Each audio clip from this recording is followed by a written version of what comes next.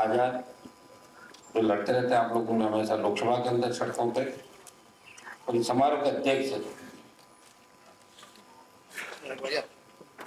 अध्यक्ष राम कुमार जी सोलंकी सर्व खाप के अध्यक्ष हैं, डॉक्टर ओम प्रकाश जी धनखड़, मनोज जी दुअन, सतपाल जी चौधरी, दुखसिंह जी, सम्मानित मंच, उपस्थित मौजूद बुजुर्गों, नौजवान साथियों, माताओं, बहनों, प्यारे, हमारी इच्छा थी कि हम 11 बजे आपके बीच आते, और चंद्रशेखर जी की बड़ी इच्छा थी कि हम दोनों इसके अंदर आप अपनी उपस्थित दर्ज कराएं, क्योंकि जब यूजीसी की गाइडलाइन आई थी तो देश के अंदर इसके समर्थन में ऑल पार्टी मीटिंग और बाहर जो बयान दिए, तो चंद्रशेखर जी का बयान आया था कि यूजीसी के जो नई गाइडलाइन है उसका हम समर्थन करते हैं, और लोकसभा के बाहर आपने भी मेरे बयान निश्चित रूप से पढ़े होंगे।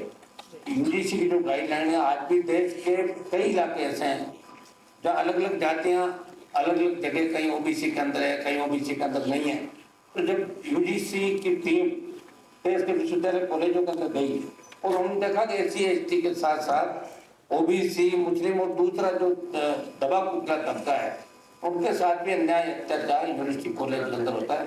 तो यूजीसी ने गाइडलाइन जारी की और ये कहा कि एससी एसटी को जो शिक्षा प्राप्त है कानूनन, वो ओबीसी और अन्य जो पिछड़ा वर्ग अपना उनको दलित शोषित तबके को यूनिवर्सिटी कॉलेज के अंदर मिलनी चाहिए। इसको लेकर देश के अंदर बहुत से लोग जो कभी कॉलेज नहीं गए, यूनिवर्सिटी की डिग्री नहीं ली, वो भी बैठे हैं सड़कों पर। भाई आप क्यों बैठे हो, आपको क्या पता यूजीसी क्या है, यूजीसी का पता नहीं, ऐसे इलाके बिठा दिया। बहुत से लोग देश के अंदर बवाल कर रहे हैं और इस कानून के अंदर ऐसा कुछ ही नहीं।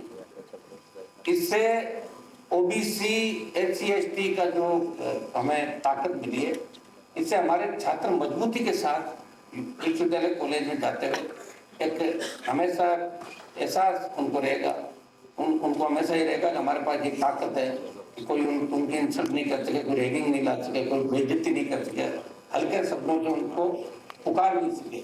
ये कानून बनाया यूजीसी ने। हम तो चाहते हैं कि पार्लियामेंट के अंदर इसको हम पास कराएं, देश की पार्लियामेंट से। ये हमारी तरफ से प्रयास रहेगा। और जो लोग इसका विरोध कर रहे हैं, उन्होंने विरोध करके भी देख लिया, बड़ी बड़ी बातें करी, ऐलान किए, लेकिन मैं ये कह रहा हूँ कि एससी एसटी ओबीसी की अगर पूरी गणना इस देश के अंदर हो जाए और सारे आंकड़े अगर देश के सामने आ जाए तो देश के अंदर लोगों की आंखें खुल जाएगी।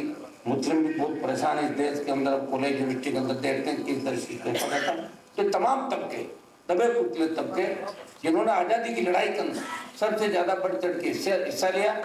और चंद्रशेखर जी जैसा आपको बताया कि किसान आंदोलन के अंदर, मैं खुद पिछली सरकार थी उसमें एनडीए के अंदर था, तो देश का किसान तकलीफ में था।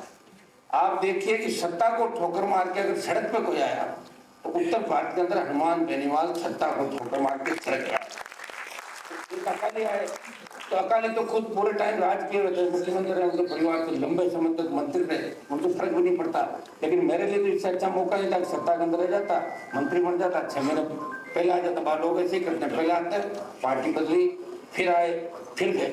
लेकिन जब कौम को आवश्यकता पड़ी, देश के अंदर जब किसान को आवश्यकता पड़ी, जब लोगों ने कहा कि आप अगर बाहर आ जाओगे तो मोदी जी कमजोर होंगे और हमारे आंदोलन को ताकत मिलेगी।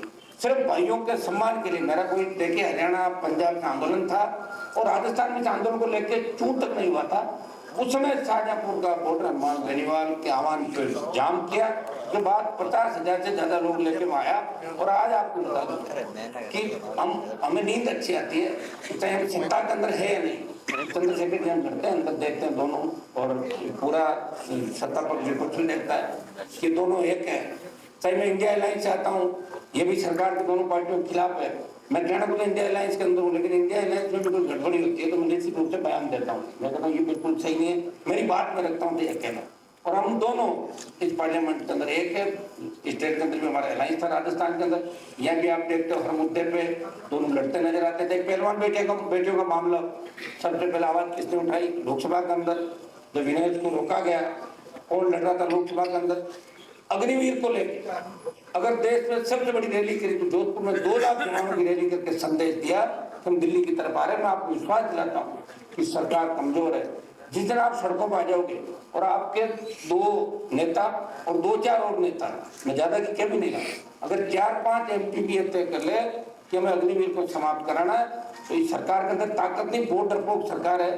जब हल्ला होता है तो किस तरह पार्लियामेंट के अंदर डरती है, लेकिन हमारे नेता कमजोर हो गए, जिनको आप चुनते हो वो अपनी ताकत को पहचान नहीं पा रहे, वो हाथ जोड़ के खड़े हो जाते हैं, बातें तो बड़ी बड़ी करके आते हैं, लेकिन लोकसभा के अंदर आते हुए उसके बाद अपने लोगों की बात करते हैं, उनको डर लगता है। और उसी का परिणाम है कि सरकार चाहे जैसे कानून लेके आती है, चाहे जैसे बिल लाती है।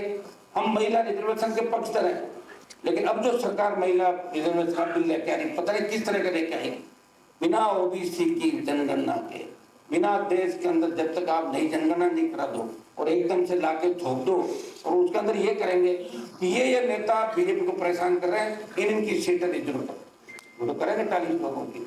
तो इसके लिए भी आपको तैयार रहना होगा।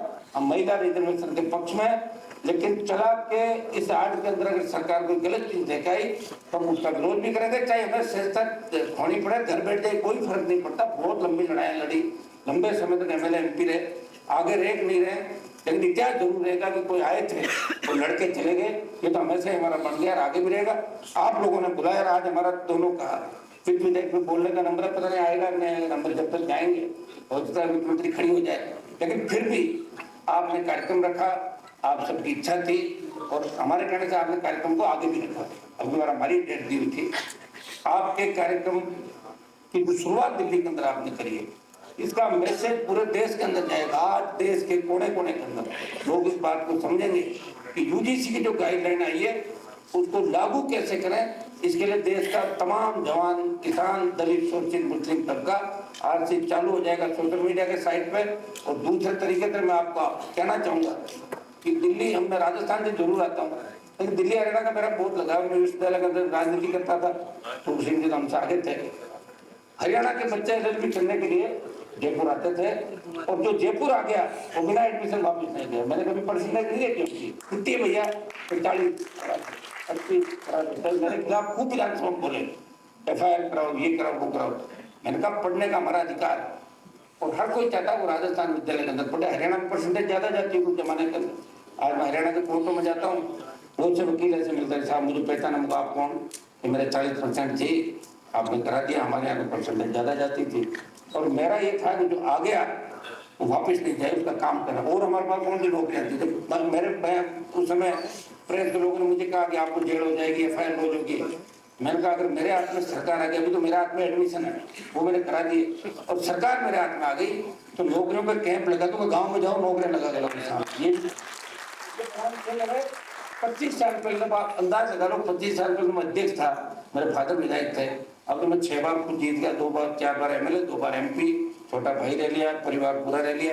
कि राजनीति के अंदर हो सकता मंत्री नहीं रहे, लेकिन वो मंजिल मुकाम मिला, नए लोगों को हमने ताकत दी, और बहुत से नए नौजवान जो हमारे स्टेट के अंदर कुछ घरानों की राजनीति चला करती थी, आज हर नौजवान नेता भी बन रहा है, उनको पार्टी टिकट भी दे रही है। और हम दोनों तो पिछली बार बहुत से लोगों की मदद भी करी, हमने हमारी पार्टियों में नुकसान किया। अरे ठीक है यार, हमारे खड़ा करने से मजबूत आदमी हार जाएगा, रहने दो, इतने नुकसान खा के भी कौम की दलित, शोषित, पीड़ित की रखवाली हमने करी। मुझे याद है विश्वविद्यालय का वो दौर जब देसी बोध कांड हो गया था, उस वक्त किस तरह दूसरे लोग हमारे समाज को बदनाम कर रहे थे। उस वक्त विश्वविद्यालय के चुनाव से 10 दिन बाद चंद्रशेखर जी देसी बोध कांड के अंदर हमारे 100 लड़कों को रेप के मामले में जिम्मी याद है आपको, किस तरह बंद किया था। हमारे बड़े लोग देखो छोड़ के भागे थे, बड़े बड़े जो भाई साहब लोग थे ना, कोई कहीं भाग गया, कोई कहीं भाग गया, हम वही थे। और उस समय अगर हमारा साथ किसी ने दिया तो मीणा, मेघवाल, बेरवा, OBC, मुस्लिम, गुजर, यादव ये साथ थे और जाट साथ था। उसका परिणाम ये हुआ कि देसी बोझ कांड की जो आग थी उसमें भी हनुमान बेनीवाल निर्दलीय अध्यक्ष होना था 1997-98 के दौर के अंदर। अध्यक्ष बनने के बाद फिर तो आपको कहने की जरूरत नहीं, पहले बिना अध्यक्ष थे, कॉलेजों में अध्यक्ष थे, यूनिवर्सिटी के थे, उसके बाद इसको दायरे को बढ़ाया, बढ़ा के प्रयास किया। और धीरे धीरे जब लोकसभा के अंदर आने के बाद हरियाणा पंजाब का आंदोलन में जब आवश्यकता पड़ी तो मुझे लगा कि शहादत देने वाला कोई नहीं है। हनुमान बेनीवाल ने अपने समाज को निराश नहीं किया और आपका सम्मान करते हुए सत्ता को ठोकर मार के सड़कों पर आ गया। और मैं आपको विश्वास दिलाता हूँ चंद्रशेखर जी जो बातें की, अग्निवीर का भी विरोध करेंगे, दिल्ली को हम घेरेंगे आने वाले दिनों के अंदर। निश्चित रूप से दिल्ली में हमारे लोगों की जिस तरह सेमिनार हुई है, लाखों लोगों की एक रैली की बहुत बड़ी आवश्यकता है। तो पुराने जमाने में चौधरी चरण सिंह जी, चौधरी देवीलाल जी, मन सिंह टिकैत आंदोलन करते थे, उस आंदोलन की आवश्यकता। आज मुझे बताएं, बाबा साहब ने जो अधिकार दिया, लोग इस बात को क्यों नहीं समझते। उन्होंने ये कहा था जब संविधान सभा की मीटिंग हुई, वोट का अधिकार किसको मिलेगा, तो लोगों ने कहा था पढ़े लिखे लोगों को मिलेगा, बिजनेस वालों को मिलेगा, जो अंग्रेजों के नौकरी करते थे उनको मिलेगा, कुछ सीमित लोगों को वोट का अधिकार। तो उन्होंने कहा कि देश गुलामी के दौर से गुजरा 150 साल अंग्रेजों के, उससे पहले किस तरह अलग अलग राजाओं के राज थे, दिल्ली किस तरह दूसरे लोगों के कब्जे में थी, कि वोट का अधिकार अनपढ़ व्यक्ति को मिले, जो हिंदुस्तान का निवास कर रहा है उसको वोट का अधिकार मिले। तो वोट का अधिकार बाबा साहब दिला, इसलिए सब बाबा साहब का जयकारा करता है। और निश्चित रूप से बाबा साहब की सोच के साथ ही मैं आगे बढ़ना, अगर देश को बचाना, SC ST OBC मुस्लिम और दबे कुचले लोग जो देश के अंदर कहीं भी, वो जिस दिन एक नहीं होंगे उस दिन आपको इसी तरह तकलीफ के दौर से गुजरना होगा। मैं चंद्रशेखर को धन्यवाद दूंगा कि इन्होंने बहुत दुख तकलीफें सहन करके उत्तर प्रदेश के अंदर एक नई क्रांति लेके आए। और हम भी राजस्थान के उस इलाके से, जिसकी हिस्ट्री के बारे में ज्यादा मैं नहीं जाऊंगा, नहीं तो फिर सोशल मीडिया पर उल्टी चली जाएगी इसकी, उससे लड़के।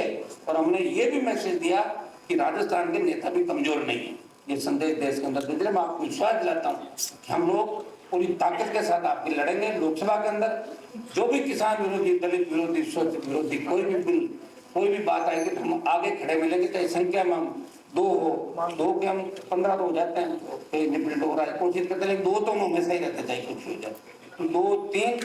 और इस बार हम कोशिश करेंगे कि 27 को पहले उत्तर प्रदेश, 28 को वापिस 28 को वापिस फिर राजस्थान। तो आप सब भी इन्वाइट हो, हरियाणा यूपी वाले भी 27 के अंदर फ्री हो जाएगा, और हरियाणा के चुनाव बाद में। और राजस्थान के अंदर आपने मजबूती दिखा दी, हरियाणा भी आपका हाथ में वापस आ जाएगा।